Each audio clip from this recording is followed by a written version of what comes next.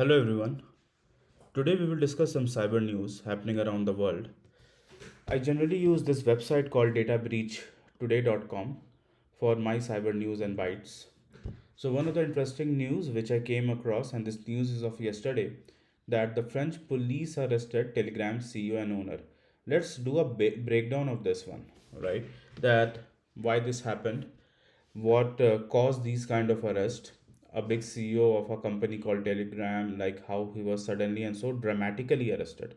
So this will be interesting, and of course it will give us a lot of learning, and that even if you become CEO, that how much importance there is of cybersecurity and how much risk you are giving to the society if you are not, of course, fulfilling your cybersecurity controls. So let's get started with some of the initial breakdown. So, Telegram CEO and owner, right, Pavel Durov, right, uh, he is running this company from really long. And as we know, his detention has underscored the ongoing tension between technology platform and law enforcement agencies. And we are in an era where digital communication plays a central roles in our life. Like Telegram, WhatsApp, these applications are used right now by multiple users, like million and billions of users, maybe we don't know. The problem with these companies are like they hold a lot of personal data, and sometime in many of the countries even riots like situation has happened because people were able to coordinate wrong information or circulate those information among like larger group, which created unrest, and those miscommunication has led to several disasters. So let's understand what has happened in the case of Telegram. So let's start by understanding what is Telegram, and then we will eventually come to this situation that what has caused this drastic step. So European Union, right, especially the Europe region, they have been always very vocal about the cybersecurity pieces, and they are the one piece of the earth where they have always brought cybersecurity at their forefront.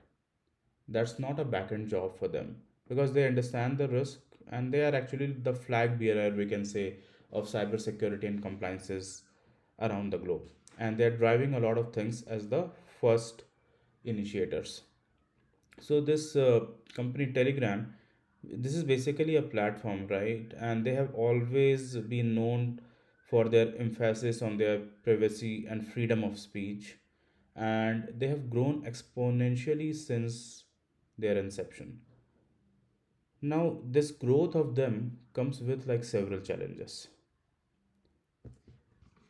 The platform has been widely used not only for legitimate purpose that but this platform has been getting used for many of the illegitimate purposes. Like I personally know many of the people who always says that, hey, there is a movie which you can download from Telegram, so that pirated version of the movies are even available.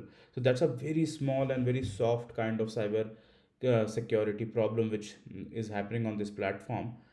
Now think of imagining that if some terrorists, some like really people, wrong people who are like want to harm the society are using it, right? So it is actually going breakless, this particular platform. Even people have reported that things like money laundering, drug trafficking, distribution of child sexual abuse materials, those things have been coming and being shared on Telegram without any control. And why this guy, the CEO and owner of Telegram, Pavel Durov, has been arrested is because the allegations on him are that he was not able to curb out these activities, and his failure to curb out these activities had led or forced the authorities to take this severe action against him.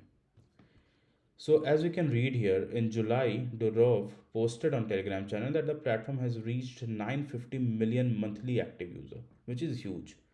And this company is based out in Dubai, right, where Durov also lives, although often described as a platform for encrypted chat. But the reality is, Telegram isn't encrypted by default, and security researchers have cast doubt on the safety of its encryption protocol. Now, how much safety is there and how much encryption is there? right? These are completely two different things. Encryption is not equal to safety. That's as simple as that. Till the time encryption is valid and it's in the category of non-breakable encryption, then only till that time it can be considered safe for a certain period of time, but that alone is not a surety of safety. And encryption only means that no third person can read your data at a certain level till the time he doesn't breaks encryption.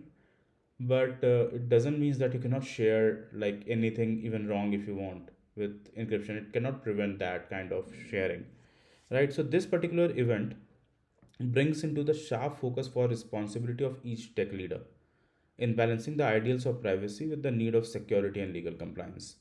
And it also raises very important questions about the role of governments in regulating digital platforms that operate beyond national borders, right?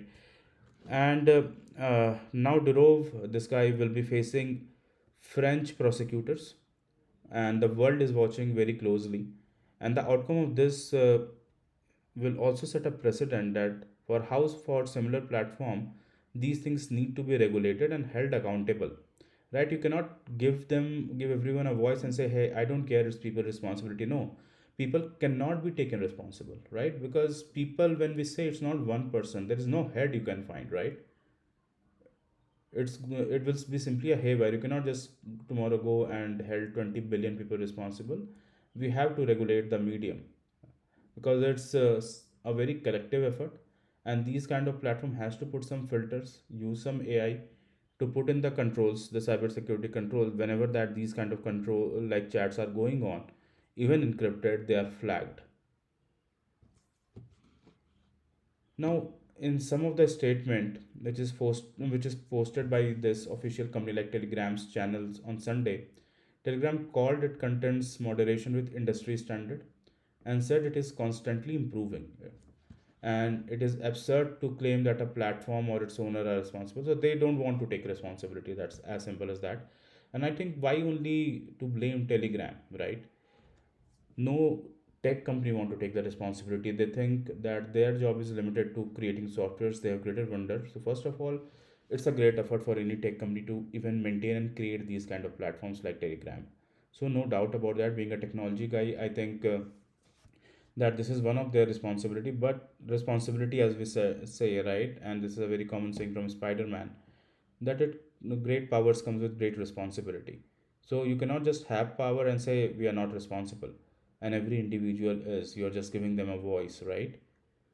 But if you don't put a filter and we are not able to even like find out like who is doing what, of course if they are doing wrong and encryption is not enabled in a very smart way, these things are harming society more. So let's see what happens, right? We are no one to make opinions here, but yeah, there has to be some kind of shared responsibility, which I say, because these are very end user kind of platforms. Nobody can go and control each and every individual. But don't you think that is even true in the case of hacker? And hacker tomorrow can come and say that, hey, you know what? I'm a tech guy. I have done wonders, right? And I'm really good at few of the programmings. What if I hack you, right? So you will always go and say the bank that, hey, my money got hacked, right? And my money is stolen. So is the bank not responsible? Of course, you are doing your do's and don'ts and everything, but still the bank takes responsibility with its tech. So if you're providing a platform, right, so the security of the platform and the misuse of the platform has to be taken care by you at a certain level. Of course, in these kind of scenarios, you cannot take the complete responsibility. Coming to the next one, next part of this, there are also has been several cases where cyber criminals have also used it to distribute malwares. Now you think how absurd this is, that malware detection and these kind of things are getting easily circulated by the software. So you have to restrict it. You cannot just like allow anything and everything. Otherwise, like even dark web is legitimate with that concept. So it's like a open web platform, but if it is getting used for a certain purpose, there has to be a kind of security check. That's what I think European government is trying to set a precedent with this case. Now coming to the end of this one, right? As I said before, also that now the whole world is watching this case very closely, and the action of tech companies can have very far-reaching consequences. So the balance between freedom and security has to be like remain as delicate as they were ever. But my last take on this case and this one will be that stringent your cyber security controls. Make sure that you have some kind of tech which can detect these kind of chats where like people are talking things which can harm the society, some kind of keywords which can of course lead to some kind of disclosure of the data can happen. Now coming to the privacy of the chat, because this also has the other side. Now many people uses things like Telegram and WhatsApp for their private chats, right?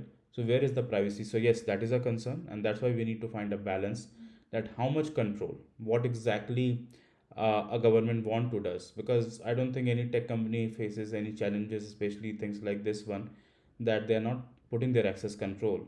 But up to what level they can go and they should go to even remain their product viable, and also to get it get customer to use it very like cautiously.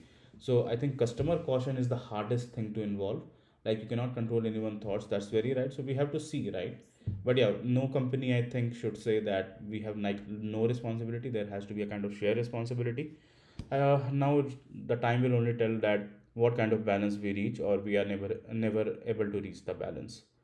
So let's see what comes with this case. But yeah, go on this site databreachtoday.com. You'll get a lot of news like this, and I'm just sharing some of the things which is already there on the website. It's a very updated website. I'm using it personally from many years.